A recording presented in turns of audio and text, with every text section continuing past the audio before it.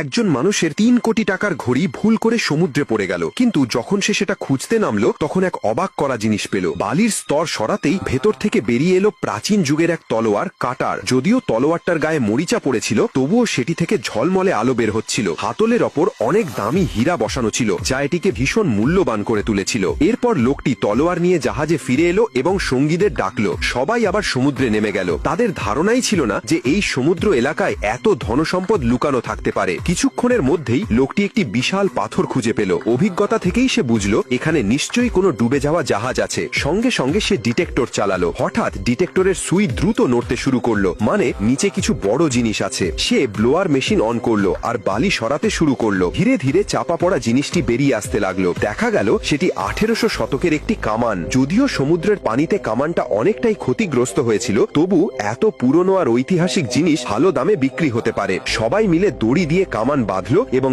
Air ব্যাগে oxygen ভরে টেনে তোলার চেষ্টা করলো। এয়ার ব্যাগের সাহায্যে সহজেই কামানটা ওপরে উঠছিল, কিন্তু ঠিক তখনই মাথার ওপর দ্রুত গতির একটি নৌকা এসে গেল। দেখা গেল সমুদ্র পুলিশ টহল দিচ্ছে। তারা দেখলো জাহাজ এখানে থেমে আছে, অথচ এই এলাকায় অনুসন্ধান করা সম্পূর্ণ নিষিদ্ধ। তাই কেউ সাহস করে কামান ওপরে তুলল না। সবাই পুলিশকে কথায় ব্যস্ত রাখার চেষ্টা করতে লাগলো, কিন্তু পানির নিচে বেশিক্ষণ থাকা সম্ভব হচ্ছিল না। এদিকে পল ঠিক করলো সে কিছু অক্সিজেন ছেড়ে দেবে, যাতে কামানটা ওপরে না ওঠে। কিন্তু তার এক সঙ্গী ভুল করে পুরো অক্সিজেন ছেড়ে দিল, ফলে কামান দ্রুত নিচে পড়ে গেল আর সেই সঙ্গীও সঙ্গে টেনে নিল। এমনকি তার হাত কামানের নিচে আটকে গেল। সবাই মিলে সাহায্য করার চেষ্টা করলো, কিন্তু কামান এত ভারী যে একটুও নড়ছিল না। ওপরে অক্সিজেনও শেষ হওয়ার পথে। যদি এভাবে চলতে থাকতো তবে সবার জীবন বিপন্ন হতো। ঠিক সেই সময় পল শেষ সিদ্ধান্ত নিল। বাকি থাকা সামান্য অক্সিজেন এয়ার ব্যাগে ভরে দিয়ে প্রাণপণ চেষ্টা করলো কামান তুলতে। এয়ার ব্যাগের জোরে সবাই মিলে সঙ্গীকে বাঁচাতে সক্ষম হলো। তারা যখন জাহাজে ফিরে এলো তখনও সমুদ্র পুলিশ সেখানে ছিল, কিন্তু সৌভাগ্যক্রমে তাদের সঙ্গী সোফিয়া চিনতে পারল পুলিশের একজন তার পুরনো বন্ধু। কয়েকটা কথা